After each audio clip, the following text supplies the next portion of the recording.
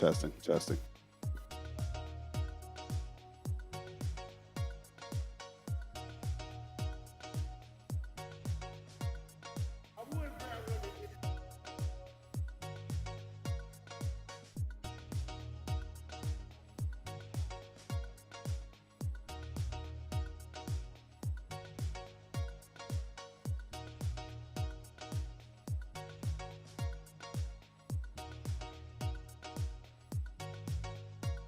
Testing, testing.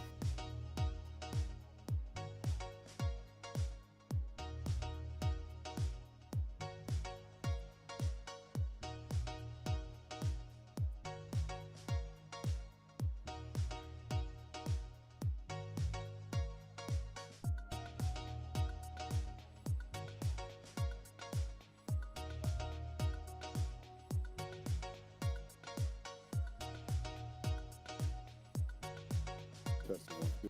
Testing one, two.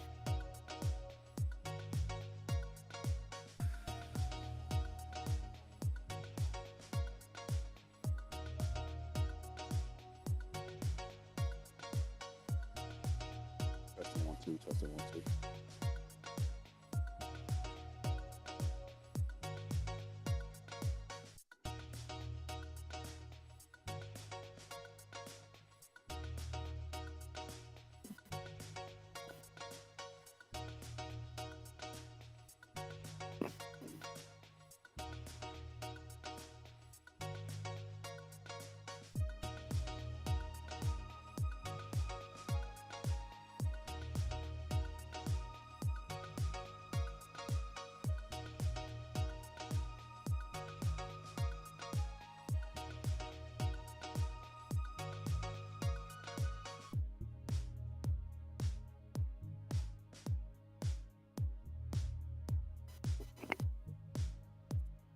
Testing one, two, three.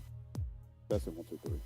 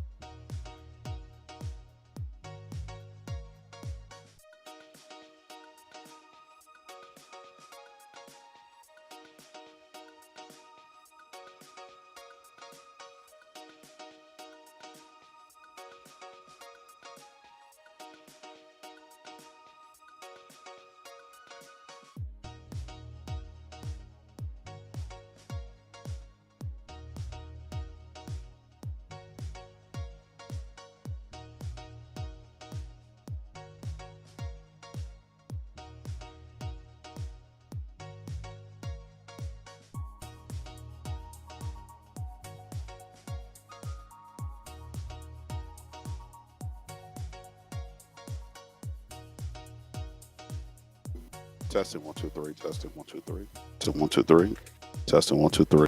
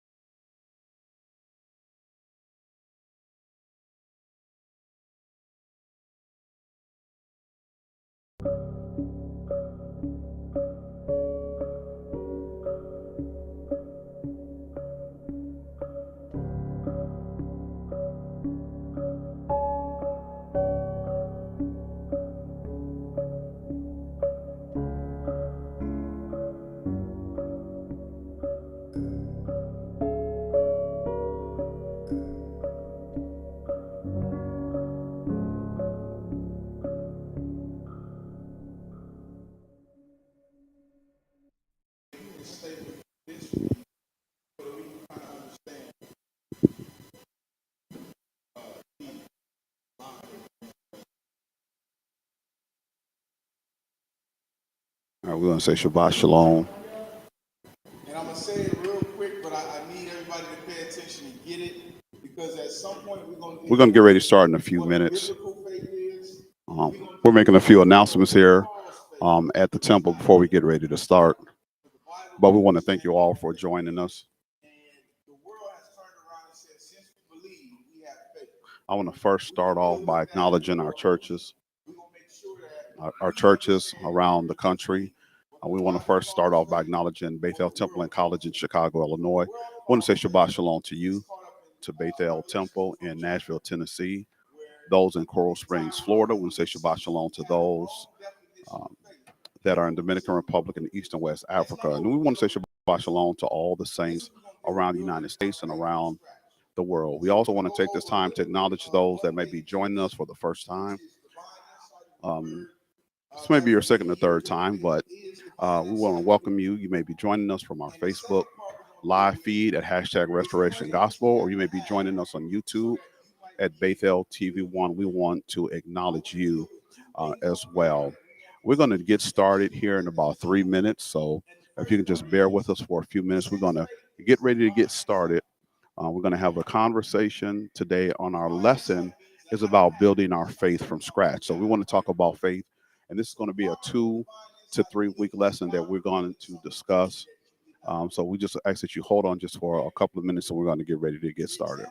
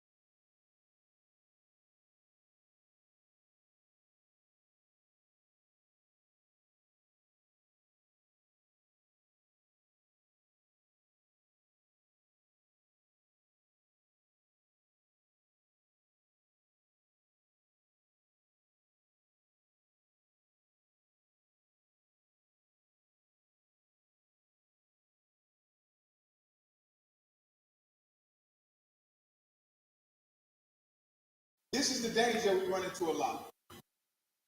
We are still working on our location, so Elder Nate is addressing the congregation. So you hear a lot of background noise, and we're going to get just started as soon as he finishes. So we want to thank you all for being patient as we go through this transition. We say Shabbat Shalom. We see those in Tennessee and in Florida. That we have the plan on whatever we're asking y'all for. It's not enough to see that it's in the Bible and say, I got faith that y'all can do it. Having faith.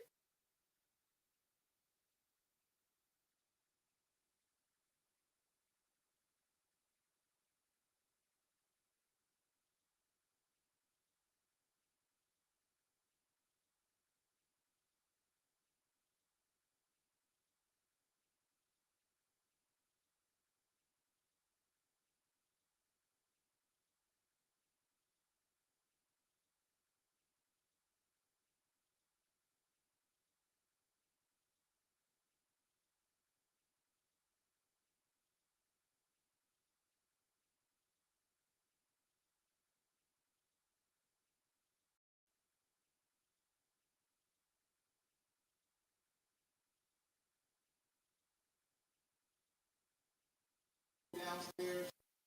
Um, class here. Deacon, you guys got the stage downstairs. You guys got the stage. And my class. I'm about to snatch the microphone from Elder Nate.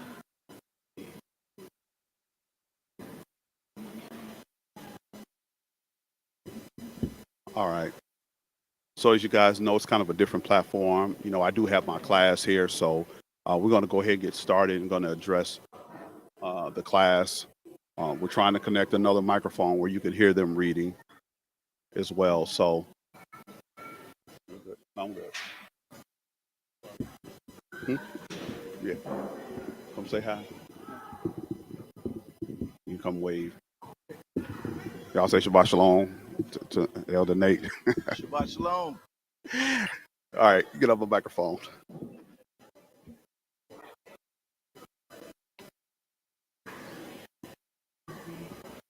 All right, so we're going to go ahead and get started. I know we're still waiting for a couple of people.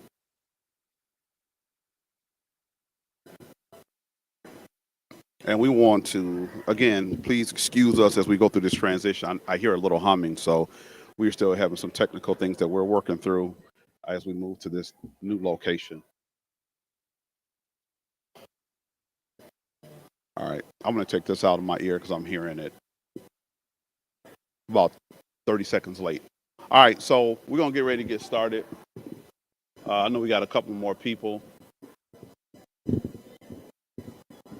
that we're waiting for. This is a very, Brother Alonzo, this is a very important lesson. And I'm going to start getting the lesson and sharing it online so they can see what we read at the same time. I'm not sure which microphone you have back there. Is it just one back there? Okay. Is it two? I think it's the one you have right there. Pull that one for me so I can see which one. Now just keep pulling the cord so I can see. So I can see which one it is here. Is it two, three, or one? Okay. All right. Okay. So this is a very important lesson, and it's extremely important that we understand this like from a foundational level. I know that you may understand this, but when we get to the second and third week, man, we're going to see how faith can either lead you to salvation, or having the wrong understanding of what faith is can lead you to eternal damnation. But we want to just build off of this first lesson on building our faith from scratch. So we're taking this as if you don't know what faith is, if I'm teaching this to you for the first time, because by the time we get to next week, we'll see how important or how detrimental your misunderstanding or your application of faith is. Everybody say they have faith, whether you go into Christianity or whether you go into Islam, or just people that are not even believers in no type of deity. They exercise a form of faith, or what they call faith.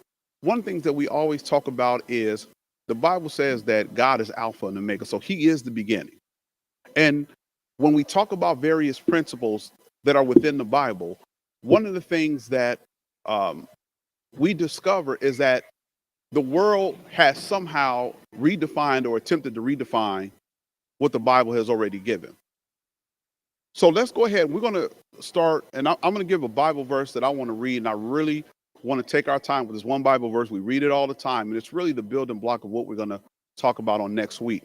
So let's go on with building our faith from scratch. And if someone can begin to read that, I'm going to turn it up here. Hopefully we can get some audio here that's not too bad. But let's go ahead and start reading Brother Alonzo of Building Our Faith from Scratch. Building our faith from scratch. Right at the beginning, we should clarify that faith is not blind belief that is supposed to somehow magically exist without any proof or evidence. Rather, faith is total confidence, a belief that is grounded in trusting the person of God and His character. This confident trust is something that grows over time. The struggle when faith enters the picture is we try to balance truths we can see with truths that we cannot see. When we come into a place of faith, naturally, there will be opposition. We are not like the world, although we are in this world. The same rules don't apply to the righteous. The accepted cultural norms and beliefs within the world, the sinful desires of our flesh, and the attempted deceptions from Satan and his demons are all things that will be issues we have to face and rise up against. How can we do this? How do we implement faith with new experiences that we've never been faced with before? How do we carry our cross with no one by our side to help us carry it? Okay. So let's discuss kind of what we talked about. Dr. Tate, what are we saying that faith is not?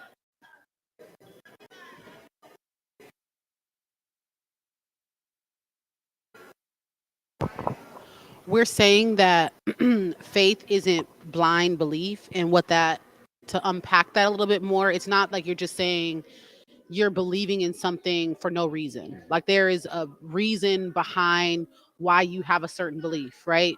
You know L to be the person that he says he is, and you have experience with him through the our forefathers in the Bible. You have experience with him through the testimony. You might have personal experience with him, and you can understand the promises that he's made that's in his will.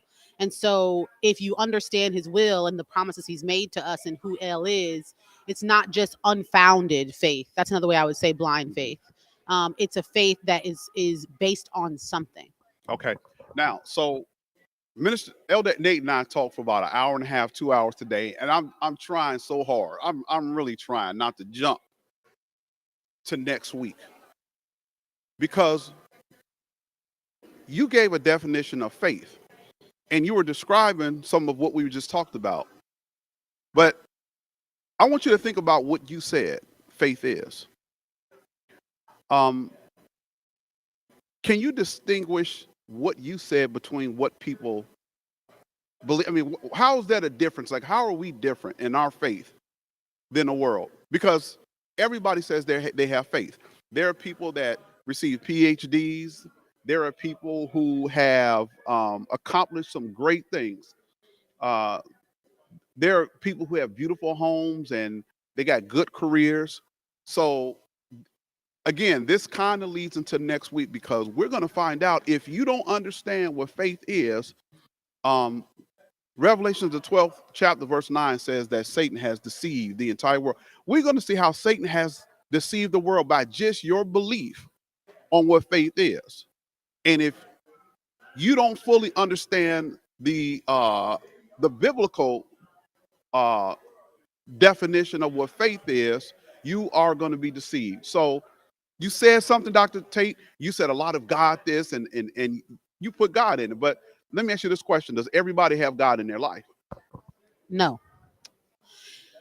So So now, then you might say, well, okay, everyone doesn't have God in their life, and people have certain, they work towards certain things and they get certain outcomes, right? There's a law of nature, right?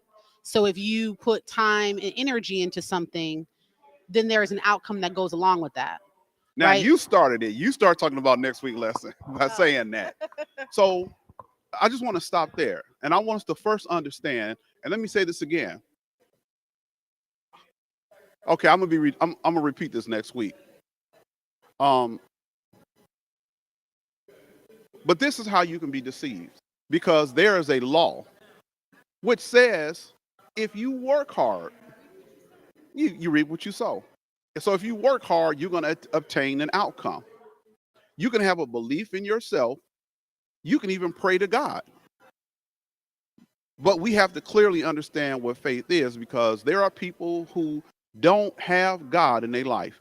There are people who don't accept Christ and they're successful. And people will look, I'm going to use this person. People will look at a Joel Osteen or people will look at a successful ministry and say, I'm going there.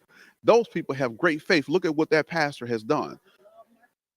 Yeah, you can market, you can work hard, and you can accomplish some things. So I don't want to use this term. There is this is really kind of the gist of it. There is a godly or a righteous faith, and there is a worldly faith. Now, both can accomplish great things.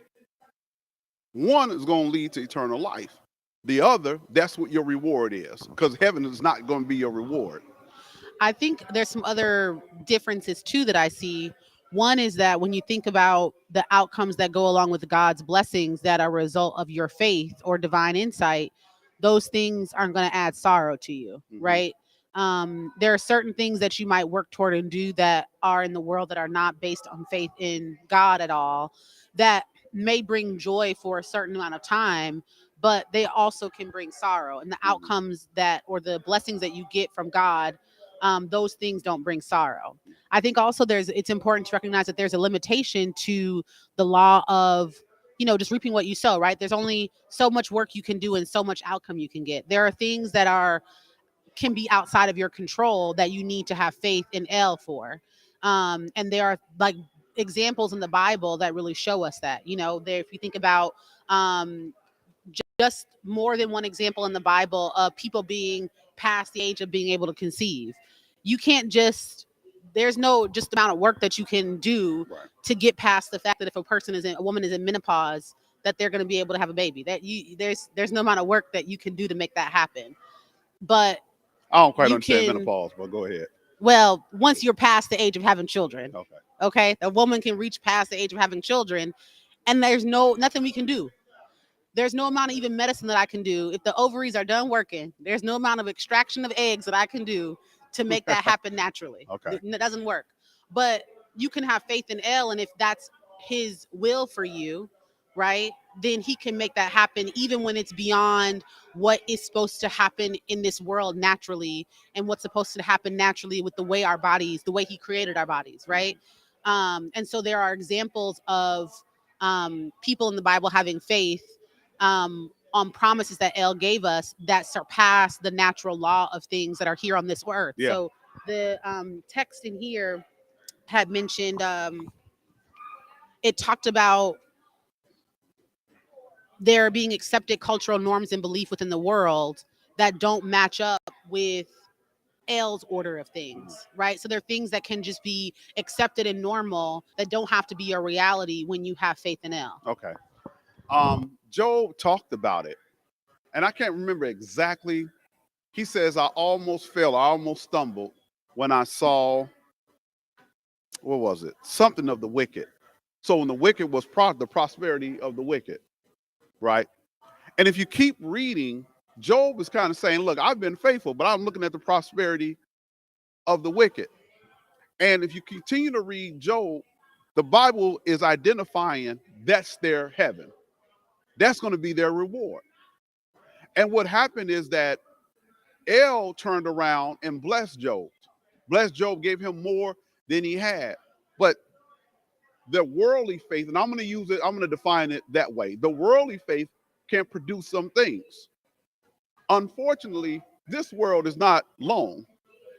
And that's going to be the only heaven you get, right? So because we get what the world is obtaining mixed up, and we think that because they say they have faith, we think because they go to the Baptist church or they go to wherever they're going, we think that God is functioning and operating in their life through faith. In fact, there's a belief that they have in themselves that they're able to obtain or get the things that they pursue. I don't care if you're a saint.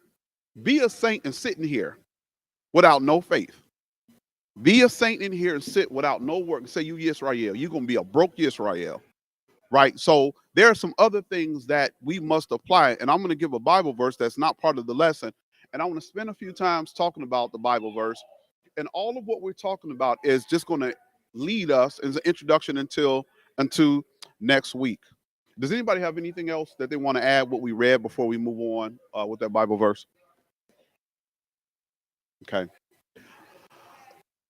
Let's talk about this Bible verse pertaining to faith. And I want a participation. So if you guys are kind of spread out, you want to participate, because I want us to start thinking through these Bible verses. I often, in the last few weeks, I've been thinking about something that apostle of mine used to always say. He used to tell us, and Dr. Tate, you probably remember him saying this, that the Bible is written using words. And if you want to understand the Bible, you better understand words. And as we read this, there are some things here that we're going to see. We always read certain Bible verses blindly. We read it, but we never really dive into the words and dive into the scriptures and what they mean. And so this is going to be a solid foundation to what we're going to talk about over the next few weeks. Now, I'm going to start reading this Bible verse. If somebody can get their phone, because I want you to pull up a definition for me in just a minute. And that definition is substance, Substance, substance. Okay. Now let's look at one Bible verse and then we're going to move on with our lesson. Faith is. Faith is the outcome, right? So it's about to tell you what faith is. 1 + 1 is, so the 2 is the outcome. So let's look at what faith is. Faith is what? The substance of things hoped for, the evidence of things not seen. Now let's go back. Faith is the substance. We're going to see how much people miss in these Bible verses. Faith is the substance of things hoped for. Now, I asked somebody to get their phone out, and we're going to look up the definition of substance. Can someone give us the definition of substance? And we have people that are around, so just kind of make sure you're turning towards them and you read a little bit louder. But can someone who has the definition of substance give us the definition of substance? There are two definitions here. The first one I'll read says substance is the real physical matter of which a person or thing consists and which is a tangible, solid presence. Okay, so when you look at our person or our physical, I don't want to use person, but our physical, is there a lot of different things that make up this person? Do we got skin, we got bones, we got blood, we got veins, we got all those different things, right? Read the next definition. A particular kind of matter with uniform properties. Okay, so let's talk about substance. Can someone give me a general term? That was kind of a comprehensive term. But can someone give me a general term? I'm looking for something in particular of substance. How about physical matter? Hold on, you said what? Dr. Tate said elements. Physical matter from which something is made. Okay. What is unique about elements or physical matter? Elements is what? Is elements one They're made property? of atoms. Huh? Made of, are they one property? Is it one property when we talk about elements? Elements means there are multiple things. Okay. What are the elements of Kool-Aid? I don't drink Kool-Aid, but what are the elements to make Kool-Aid? And sugar and powder and lemon juice. Some of y'all get a little fancy. We didn't use lemon Try it juice. out. We use Change your sugar life. and we use Kool-Aid, not Weilers. But there are multiple things that make up Kool-Aid. In order to have Kool-Aid, a finished product, you got to have multiple elements. So we said faith is the substance. That means that there are a number of things that are required in order to have faith. Okay? Now there's something that's not in here. It's in here, but it's not in here clear. It is the substance of things hoped for. Now, what happens with hope? What is hope? What is hope? I know you all hoped before. What? Can somebody give me? Huh? I think hope is an expectation. Hope is an expectation, okay? Or desire. It's a desire. Now, there's something that should go along with hope. I hope to get a car, a brand new car. I hope to get a degree. If you hope to get a car, can somebody give me the elements that you need that goes along with that hope? Down payment. You need what? A down payment. So you need some money. You need some paper, right? You need some money. What else you need? If you need insurance, what else do you need? Likely good credit. You need Or some some good credit. You need some good credits, huh? No credit. You need a driver's license.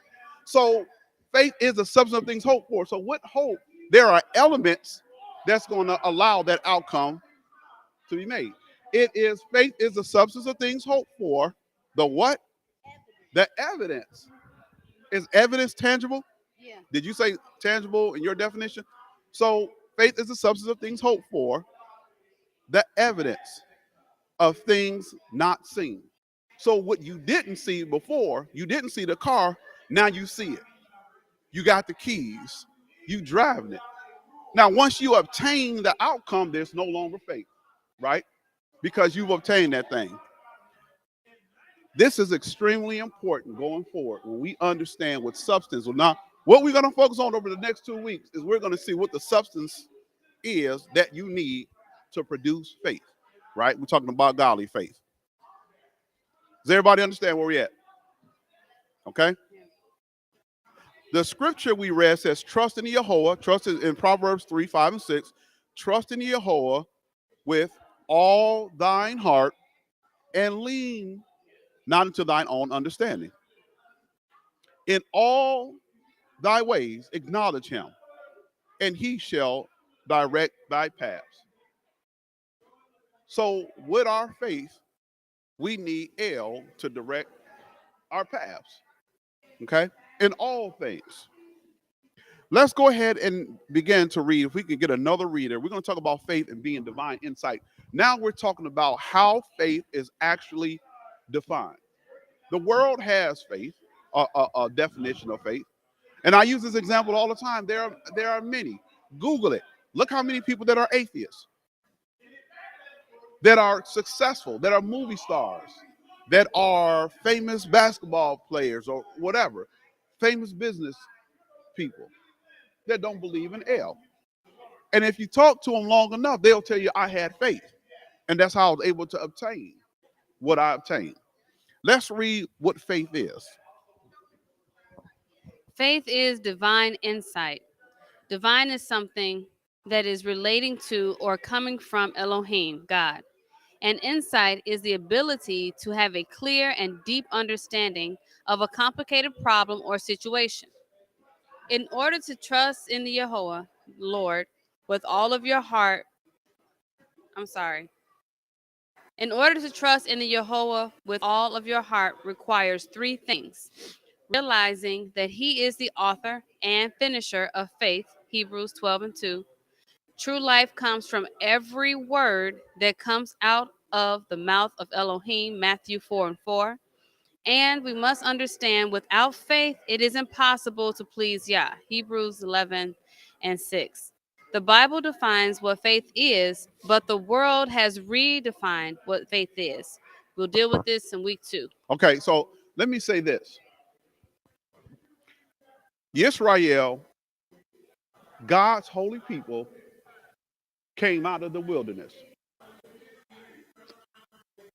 Now, the Bible didn't tell me so, but I don't want to say I can guarantee you. But there were some people that said, man, we not leaving up out of here. Can you imagine you've been locked up for 400 something years? Your mother, your grandmother, your great grandmother, your great great grandmother, your great great great grandmama. So you telling us we about to leave here?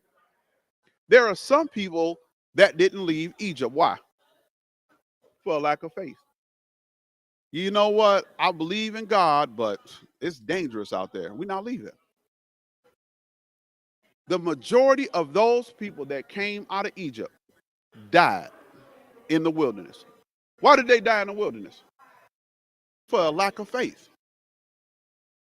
Those folks came out of Egypt, saw all the miracles, saw what El was doing, and then they turned around and went against Moses. I mean, can you imagine going through the Red Sea? Can you imagine seeing the water turn into blood? Seeing the locusts eat up and destroy all the crops? They didn't believe in Moses. Now I'm going to transition to the 21st century. There are people that were here that didn't believe in apostle. There are people that sit in the faith today that don't believe in the leaders of the faith and what we're doing. And folks are going to perish just like the people in the wilderness. I don't believe that. I don't believe. They said, listen, we holy Moses just like you holy. Let Yah deal with us. And in a faith or lack of faith, they lost it. When El started speaking to them people, they lost it. They was boo-hooing and crying and peeing on themselves, all type of stuff. Because they didn't believe, although they seen and they witnessed, they didn't believe that Moses had the authority over them and that Yahweh was speaking through him.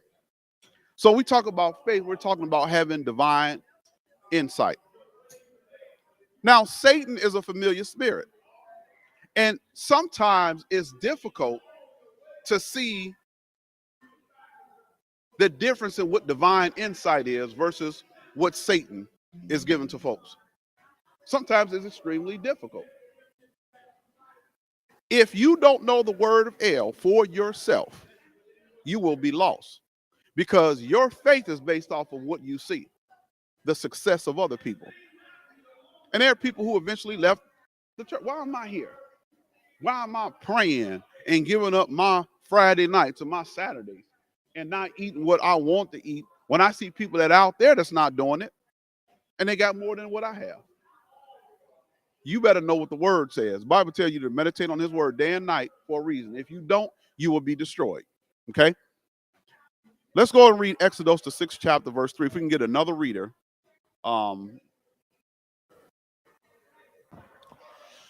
Exodus chapter 6 and verse 3. And I appeared unto Abraham, unto Isaac, and unto Jacob by the name of Elohim Almighty, El Shaddai, but by my name Jehovah was I not known to them. Right? And so we're going to see some of these sayings, some of these things that were going to happen in the future that did not exist.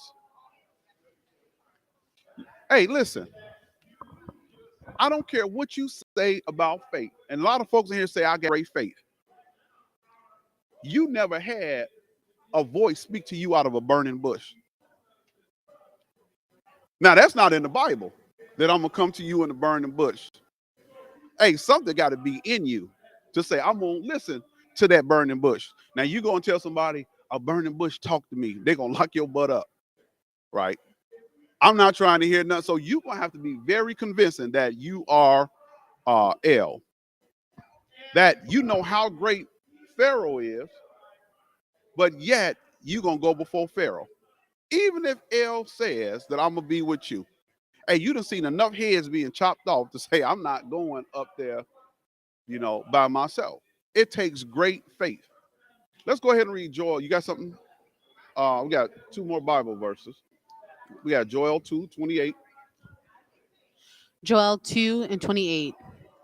And it shall come to pass afterward that I will pour out my spirit upon all flesh, and your sons and your daughters shall prophesy. Your old men shall dream dreams, your young men shall see visions. Okay, and so we have this prophecy that some things are going to happen in the future. And these people, we see this all throughout the Bible. The children of Israel,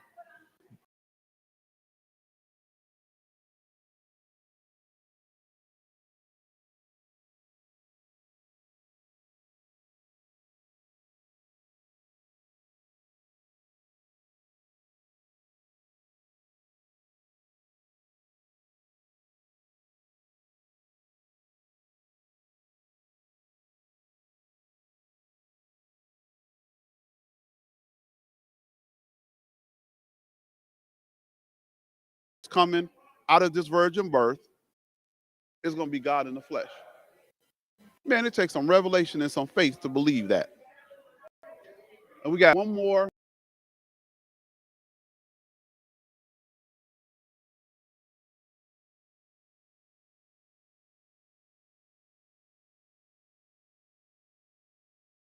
And continue to read. Let's look at times when the Yahweh gives divine insight.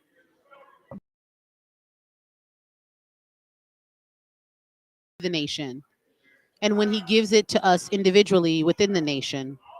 We praise him in the dance, song, and with instruments because this is his divine insight of how he desires to be praised. Psalms 149, 1 through 3. Hezekiah received divine insight when he was about to die of his sickness. He received insight into his life being extended 15 years and insight on the plan of what to do to get his healing from the sickness from the prophet Isaiah. Isaiah 38, 1 through 9, 2 Kings 21 through 11. Okay. Let's talk about living your story. And we want to talk about you personally and your individual challenges. Uh, as you know, faith, and I say faith is like muscles. Um, Faith has to be developed. And there are certain experiences that, and trials and tribulations that you're going to have to go through in order to build your faith. Let's go ahead and read Living Your Story, Sister Jane. Is the microphone? Make sure that button is up. Live your own story. Our individual challenges, as well as our personal faith, is independent of everything and everyone else. Our journey in life is like a set of fingerprints.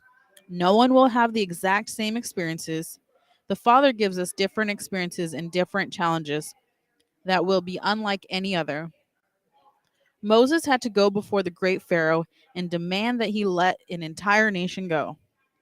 Joseph had to endure many years in prison before Yah used him to save an entire nation. Apostle Paul had to carry out a mission that seemed impossible. He was the ambassador to those who were foreigners of Yisrael. So I want you to think about your own personal challenges. Even there are things that exist today that Yah needs to prepare you for. You have to go through certain experiences so that your faith can increase. When you teach a child and you want a child to be a swimmer, you don't just throw them in the swimming pool and say, swim, little dude. Swim 4 or 5 laps. You know, you first start off by putting the child, and listen, my mama didn't do that for me, so don't put me. Well, you can throw, yeah, they throw babies in the water, and something natural about babies, they kind of flip over, you know, and they kind of put, but it's a progression. Everything is a progression. You don't just go and get a master's degree without getting elementary education. It's a progression. And Yah works the same way. He's developing us. Now, some folks don't want to go through the developmental process, but there are certain things that you are not ready for right now. He told the apostles, there are things that you're not ready for. I can't give you certain things right now.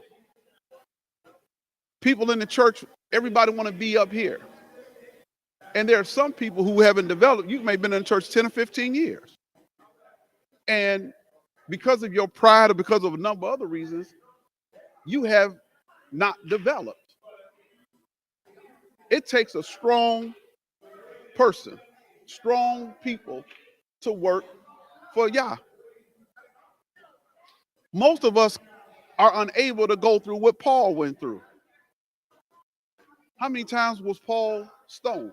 Or they tried to stone Paul? How many times was Paul left shipwrecked? It's extremely difficult, and Paul kept going on.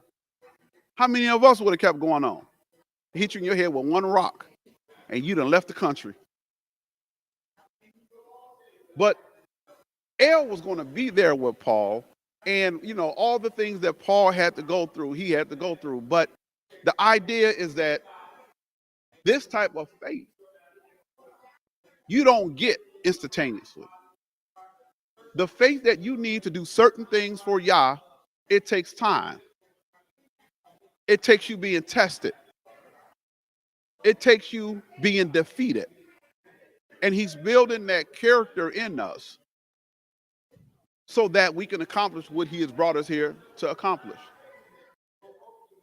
So I want us to all think about our difficulties, where we may have came from, some of the things that, you know, my wife and I talk about certain things where she shouldn't have accomplished what she accomplished.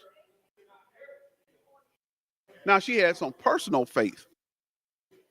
And you know that those people that are predestined, that Yah puts a certain amount of faith in you so that you can sustain until he's ready for you. That through grace, he allows you to accomplish certain things. Look, he told Abraham, he imputed righteousness to Abraham before Abraham had works. because he knew when it was Abraham's time, Abraham was going to do what he needed him to do. And some of us as well. He has predestined some folks because he knows that I had a conversation with you, Brother Alonzo. He knows that when it's time, you're going to do what you need to do for him. So he can impute on righteousness unto you now. But there are certain things, certain experiences that he wants you to go through. And so don't try to say, well, Yah hasn't spoke to me. Through just the natural progression of life, he's done things for us to put us in the position that he's put us in. And I told my wife this a couple of times, that you don't understand why you love music. You don't understand why you wouldn't got degrees in music and why you were directors at other places. It could have been for Yah to prepare you for this job right now. And sometimes we just don't know. We just think that we're living our life and we're making our decisions, but he's influencing us along the way. He may not have spoken to us like they did in Portuguese through the TV, or, he may not have came to us in a vision, but he's leading us and he's guiding us in our decisions that we make. And so this is why we should pray, even when you're not in the faith. Pray that Yah lead me, and that he gives me direction, and he gives me understanding, and he gives me purpose of my life. And one day it's going to be revealed to you. One day your mission is going to be presented before you. And all that we went through, whether it was we consider it as good or we consider it as bad, was for where you at right now.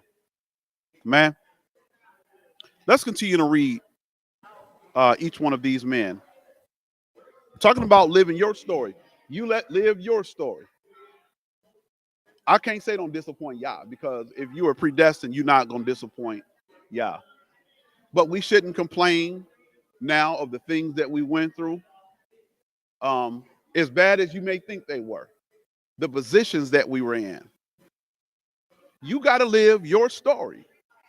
And don't look to the left or don't look for the right, because Moses was the only person that was predestined before the foundation of the earth to lead the children of Israel out of Egypt. John was the person before he was born that was predestined to be a forerunner for Christ. And so we all have our own mission, and we have our own story to tell and our own story to live. Let's go ahead and read. Each one of these men had to live their own story and deal with obstacles which were unique in nature. We have to live our own story, carry our own cross in this world. We have to go into our own closet and find our safe place, which is free of distraction, negativity, and doubt. We build that closet with the knowledge of Elohim's word, which is infallible. It is free of all things which will prevent us from accomplishing our goal or overcoming our obstacles. Elohim is inviting you to partner with him in the secret place. Remember, the secret place is your designated, set apart time with Yah, worshiping, praying, and reading his word on a daily basis. Know that as you meet him there, he delights in your presence. So we all have our personal relationship with El. I don't know how I can reiterate this point over and over and over again. We got all these parts that make up our body. And with the brain causes my leg to move. Now, I didn't have no conversation and say, move, leg. I could just think it. And I'm fascinated by the body, how the brain, the nerves and all that. So we all have our different body parts. You have your different body parts. You. But it's all going to work together for the good of the entire nation, of what we need to accomplish. I had this conversation last week after service with a couple of men. I'm a leader. I've been a leader my whole life. I know how to lead. And in leading, I'm smart enough and I'm humble enough to know I'm only as good as the people that are next to me, that the people that are working with me. And so whatever your individual cross, how heavy your cross may be compared to Dr. Tate, you got to carry your cross. And Yah is dealing with you individually. He's dealing with you individually. He's dealing with each and every one of us individually, so that he can prepare the perfect, if you want to say body part, the perfect limb to fit in with the body. And it's difficult. We thank Yah for some of the friends we have and some of the saints. We thank Yah for the prayers of the elders and of the other people. Because some things you go through, Dr. Tate, Sister Jane, that's for you to go through. There are some things that nobody can understand. You all just don't understand. Well, guess what? The one who's putting you through it understands. And so it's hard not to complain, right? When we going through. Yah is increasing your faith. There are some things I went through. I told y'all about the story. Landlord knocking on the door, and we sitting behind the door, looking up at the window, seeing if he gone. We had to go through some stuff. Get my car repoed. Now, I don't know, y'all, what that taught me. But, you just say total Yah. And you just continue to pray that he give you strength. Don't pray all the time, take this away. But pray that he gives you strength to endure the test, because there's something beautiful on the other end of this. Amen. Anybody have anything you want to say? Any comments? Any aha moments that you got? No? Dr. Tate. It's not necessarily a aha moment. I think we've talked about it before, but I think Hey, speak up a little louder, Dr. Tate. it's not Oh, no, I can necessarily. hear you here, Oh, but they just can't. oh, I was gonna say it's not necessarily an aha moment so much as I'm just really kind of processing what we were talking about today. This idea of living your own story and how that applies to faith. And in part of what we read, the sister Jane read a little earlier, it was talking about, I think the words that was used to describe it was personal faith, independent of kind of faith that everyone else has. It's really powerful to think of each of us having a purpose and of us needing to have faith related to our unique situation. Like the faith that I need to get through a certain thing is not the same faith that the next person needs. Or I'm not going to bear the same cross that you have. So you might need faith on a situation that I'll never encounter in my life. And so that's just really, um, it has me in awe thinking about what it means to have, like, there's faith that you need to be able to keep Yah's laws that we all need to share, that we all need to have. And the fact that faith is necessary for us to please Yah, that's both in the things that we all need to be able to keep his commandments and do what he wants us to do. But if we don't also personally have the faith to accomplish what Yah has set out for us, we also don't please Yah in that way. Yep. Good. All of this is making me think of um, the scripture where it says If you can stand up, because I can't see you or hear you. that all things work together for good, right? And I think about the challenges in my own personal journey and how I had to learn how to stop complaining about it, stop saying, "Lord, take this away, Lord, fix," but just praying for the strength to endure, knowing that whatever I'm going through is supposed to work for my good, and I gotta have faith that that's gonna happen. So, that's a part of remaining in faith, is not allowing the challenges to distract you from to make you scared or to make you worry, but just to stay prayerful and just saying, thanking Yah for those challenges and thanking him that he's going to bring you through them, because you know that in the end that he's allowing something to happen and that he's still going to use you, and this too shall pass, and all of the fun things that but you have to, a part of the faith journey for me personally is just taking those challenges, and though they hurt, it's uncomfortable, but just remembering to just say toda Yah and thank you that this is going to work for my good and for the good of everybody else in the end. So Yeah. Well, when you go through, I remember my Bible verses.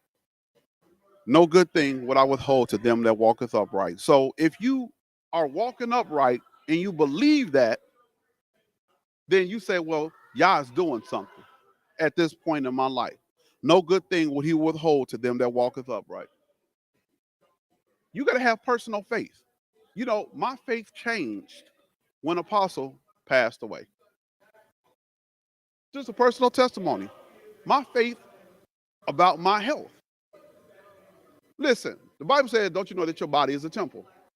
If you don't treat it like a temple, hey, I want to be here another 50, 60 years to do y'all's work. He's not going to say, well, I want to use elder. But he over here eating red. I don't eat red meat, but he eating red meat every day. Man, you're going to fall over at some point dead eating that red meat. And so I had to have the faith. So I get up and I go work out and I try to run and exercise and lift weights because there are things that I can control. And I want y'all to use me long term. I can't think, well, I'm in the faith and I'm studying, I'm giving his word so I can eat however I want. So we have individual things in our lives that is tied into what Yah is trying to do. So you got to use wisdom. You can't just say I'm in the faith and I'm preaching the word. So just let my body go, right? Eat any way that I want to eat.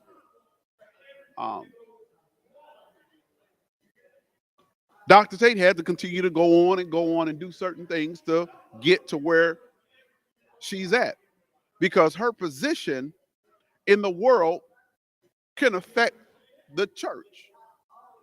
It can bring a lot of advantages to the faith. Now, there are people that were in her position that didn't finish, right? And so we got to push through. With faith, you got to endure. All right, who had their hand up? Somebody had something else, you had something else to say, or? No, I was just gonna just adding that you talked about I'm in the faith and I'm preaching the word, but if you're not doing all the other pieces, what you can do, that's just faith without works, and Yeah, that's dead. yeah. So faith is broad. You know, I'm not saying that I gotta have the best whatever, but I'm just saying I want to have a resting heart rate of 110, 120 while I'm just sitting there. Um, but I want to be able to move. I want to be able to go. Um, I want to be able to bend down and pray for the saints. And so, Yah, in order to use me, then I have to make sure that I'm okay. All right. We are. We have a few more things to talk about. We're going to talk about these areas of faith, right? We're going to go into some deeper things on next week. But let's look at some areas where we can start. Remember, we're talking about building our faith from scratch. Now, some of us have started to build it. Some of you have started to build your faith on a lopsided foundation because you were never told, right, how to build your faith. Number one, Brother Alonzo, how do we build our faith? Make a plan. We're going to make a plan. While you don't know what is going to happen in the future, you can always plan ahead. Look at the patterns in your life and see what challenges you've struggled with. Assess the optimal outcomes and make a plan for how you can achieve them. If you work somewhere and can anticipate the types of challenges you may face, then you can plan ahead. This is the same for students in school.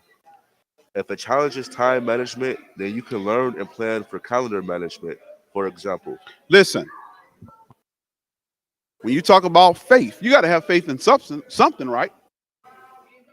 And so when we, and I call on Dr. Tate a lot. Dr. Tate had a plan. When she went to school, okay, I'm going to go here. I'm going to take these classes. I can't take too many. You got a plan. My kids all the time, like, they don't get it. I have to plan ahead. I got a budget. I'm not on a strict budget, but you can't call me and Hey, can you buy me such and such? It costs $500. No, I can't. My daughter took me to the store one day because she wanted to buy some hair. She said, Dad, you take me to the store to get some hair? I said, yeah, come on. Take her to the store to get some hair. I think that hair was $179, and it was only like 4 things. I said, girl, I'm not paying no $170 something for no hair. Well, there ain't nothing but 170 something, 170 that you don't have. Hey, 170, 170, 170 add up. I said, I'm not. Now I could have pressed and did it, but I had something else that I had pressed that I knew was coming up in 2 weeks, right? Or a week and a half before I got paid. So I'm not buying that. So you've got to plan. If you don't plan, you're going to be in trouble. And there are folks now broke. Got their apartment, got their house, broke, can't keep nothing. Why?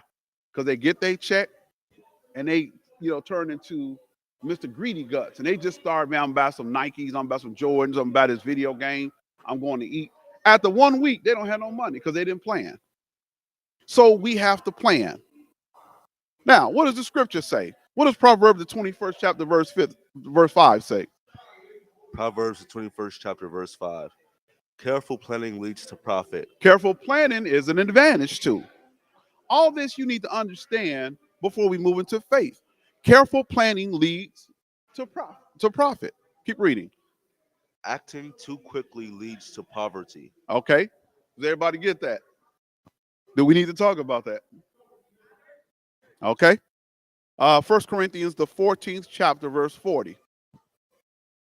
Let all things be done decently and in order. So everything we do, your house, if you don't have your house in order, things being done decency and order, is going to be chaos.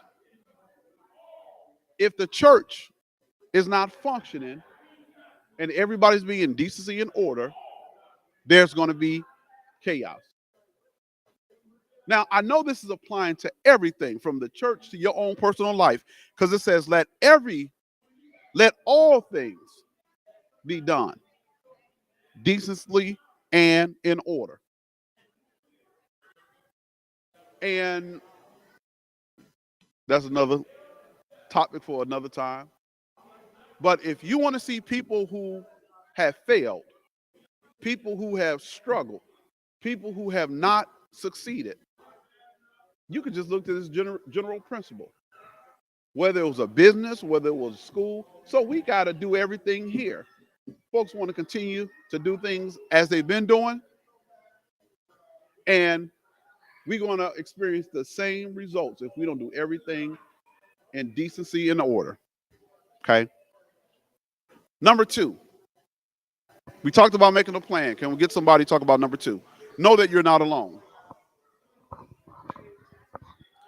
No, you're not alone. Every person in this world has their low points. Some may handle or even hide it better than others. But the truth is, whatever you are going through, there are others who've been through it too. You're not alone. Man, the Bible, listen, we read, was it in this class, where it says, Paul says, I became everything. Basically, I became everything to everyone as a Jew. I became as a Jew. To those who were weak, I became weak. And I say this all the time. You talking about something that just burns me up. Stop being holier than thou.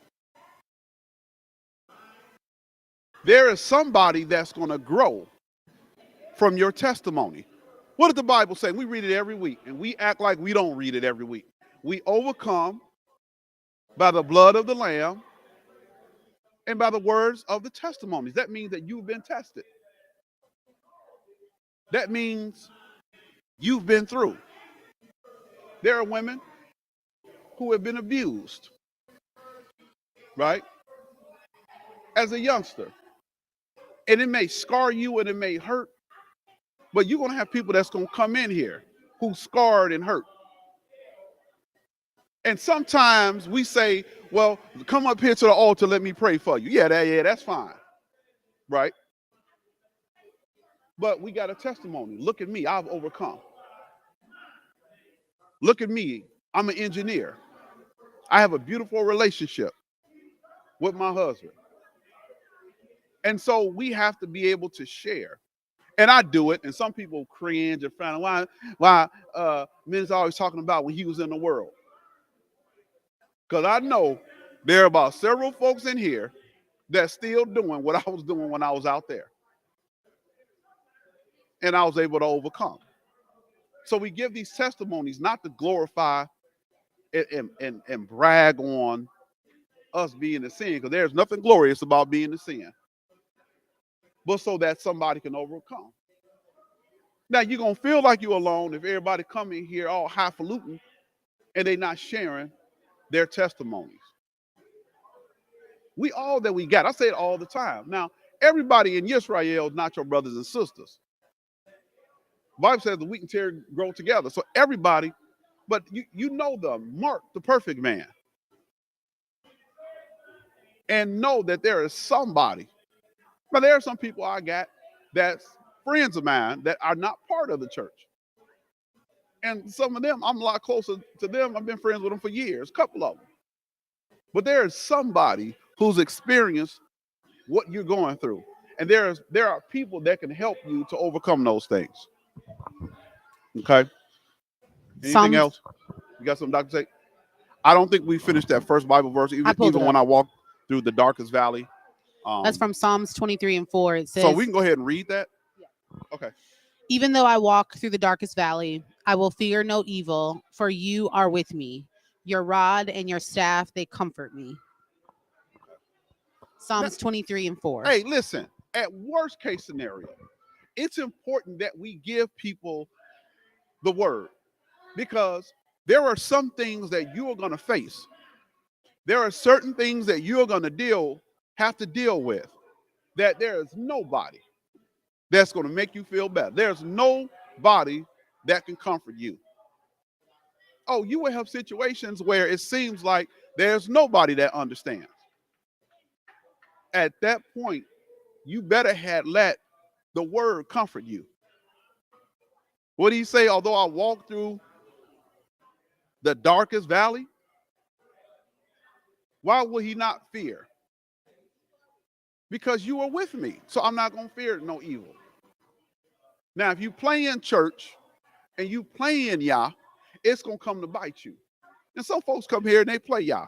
They come here as traditional. They listen to the classes as something traditional and go to sleep, not really paying attention.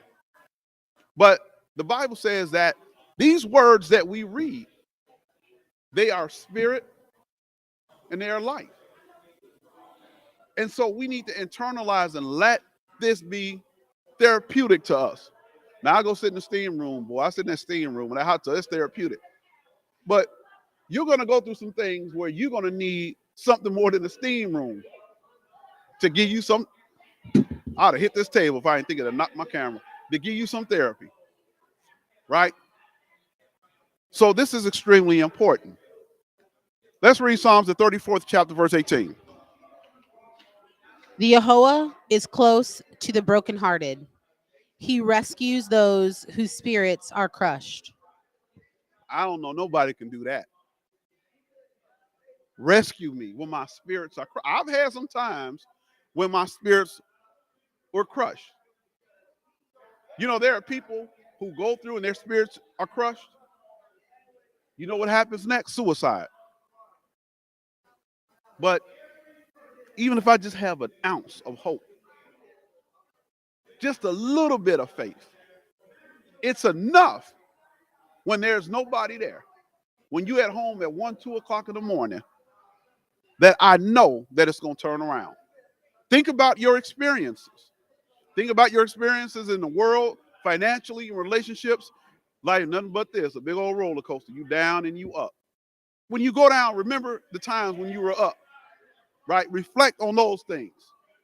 Let Yah bring those things back to your remembrance. And then let his word bring back that you're not going to be down too long. Okay? Anything else? Think big. We're going to let you all get out of here in a minute. Think big. Think big. It can be easy to let yourself think small because of the fear of failure or even the fear of making a decision. But to accomplish great things in life, you have to be open to taking risks. With whatever challenges may arise, always think and dream big.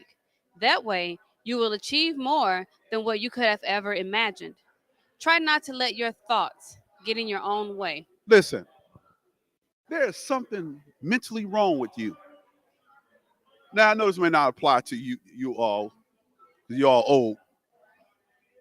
Um, I'm the oldest one, but why would you go and try out for the basketball team and say, well, I'm gonna go try out for the team so I can come off the bench? Who tries out to be the eighth best player on the team? Now, of course, you might not be the best player, but who goes in with that mentality? There are people in here. I'm like Elder Erie said yesterday. I'm gonna smack you and send you back to your seat.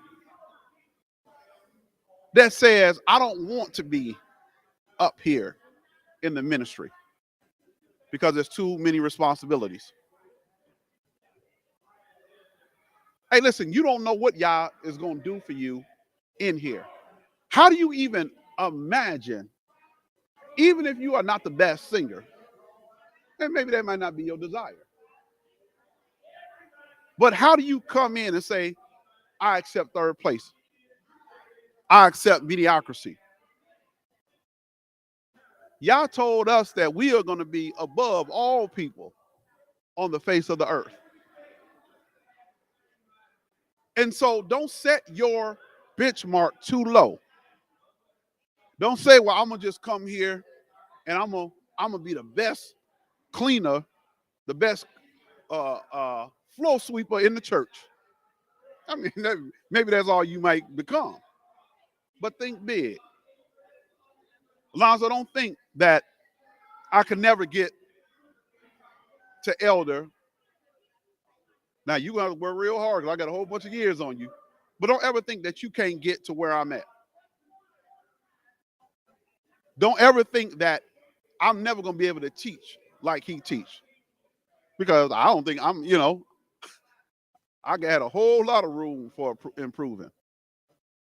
Don't come and take the attitude that I'm going to always sit up under Elder Nate and learn. Think big. Because you don't know what Yah has in store for you.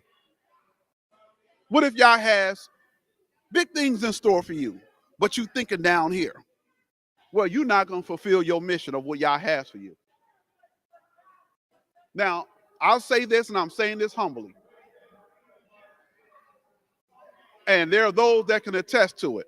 I'm not saying it for no hand claps. I'm not saying it for no kudos. For years, I've worked in the ministry. I studied in the ministry. Elder Avery, I used to keep him up to 1, 2 o'clock in the morning, even when I had to go to work in the morning. I was doing things that elders wasn't doing. The elders we had here. And I've done things that the elders that was here years before me had not done. I didn't come into the faith with this, I'm going to sit back because we got folks in place. I thought big. And I worked hard. And I didn't work to be in no position, but I'm in the position that I'm in now because of my faith in the work that I put in. And Brother Alonzo, Sister Jane, my wife, you all can do the same thing. You don't know what Yah has in store for you. Don't let him take you out of here and replace you because they coming. Stay humble. Stay hungry.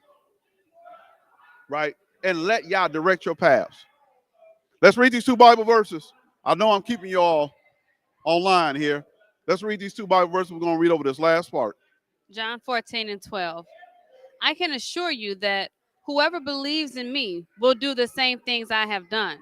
And they will do even greater things than I have done because I'm going to the Father. Now, I know that's hard for us to believe. Christ himself, the Savior of the world, said, if you got faith and you continue to work hard, continue to believe in me, you're going to do greater things than I've done. Now, I know some of us say that sounds good. I don't believe it. So is the man thinking in his heart, so is he. You're right. You won't do nothing. Next Bible verse. Luke 18 and 27. And he said, the things which are impossible with men are possible with God. So those that lack godly faith, there are things that each and every one of us have the opportunity to do that man can't do. Now I want you to think about what TD Jakes has accomplished. I want you to think about what some of the other people in this world. You think about your old broke self. Think about what other people have done. Do you know that that is a testimony to you to think about how great these men and women have become not being in the faith? I can't even imagine what more y'all can you do for me. Whatever the biggest faith, whatever the biggest ministry is, whatever people are accomplishing, Dr. Tate, in the medical field, he says that he's giving you the ability to do some things that some of the greatest men and women who practice medicine has never done.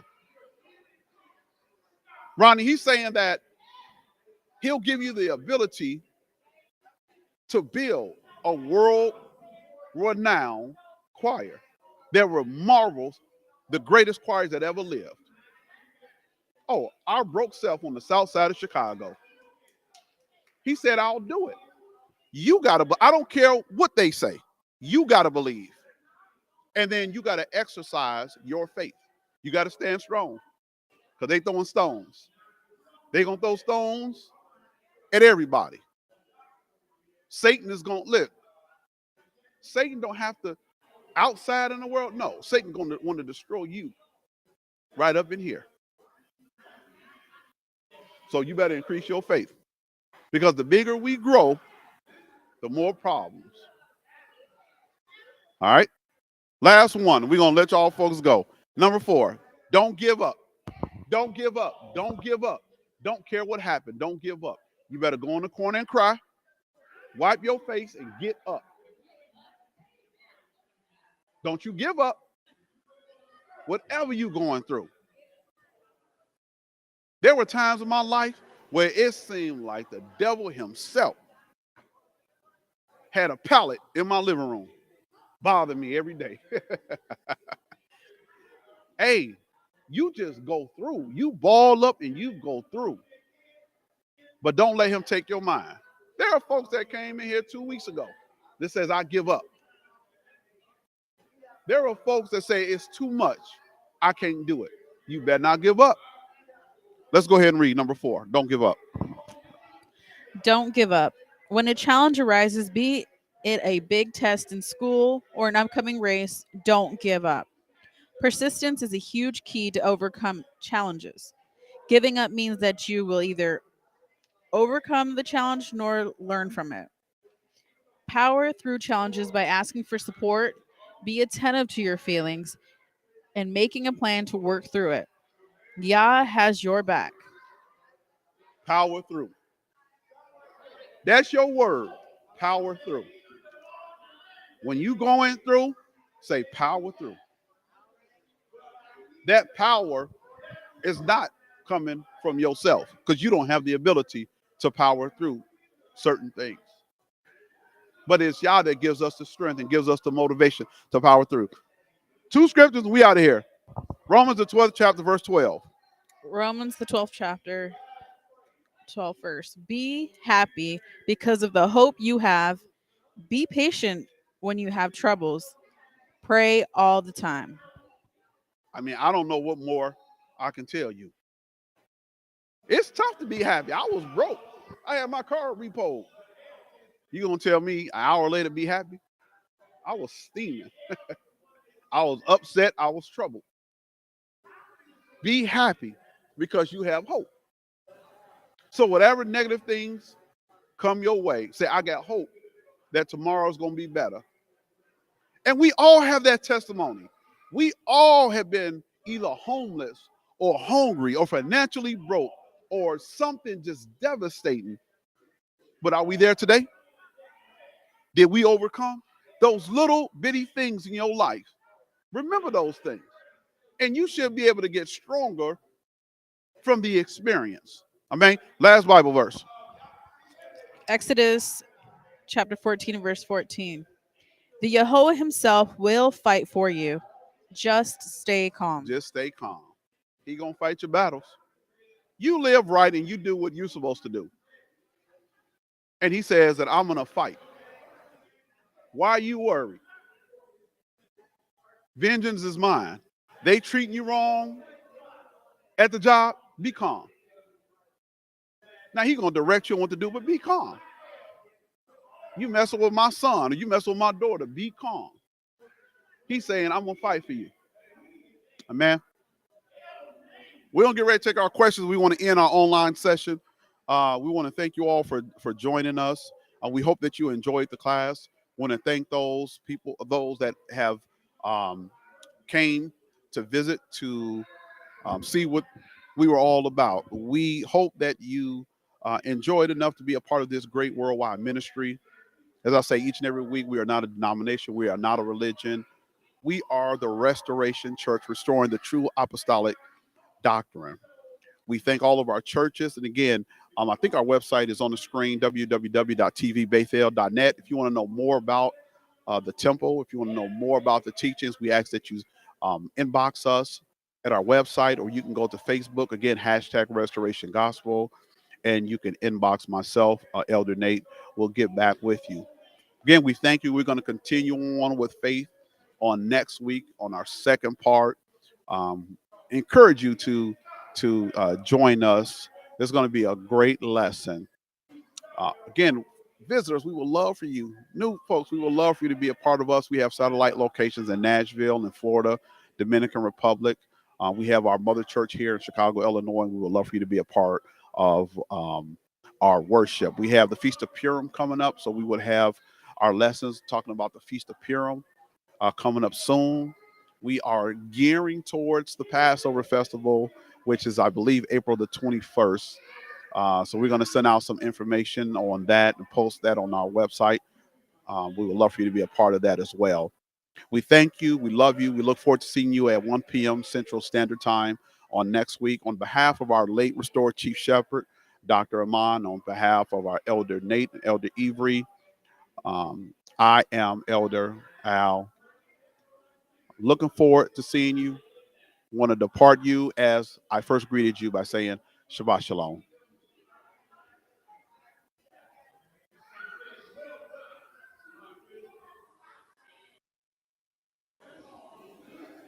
All right.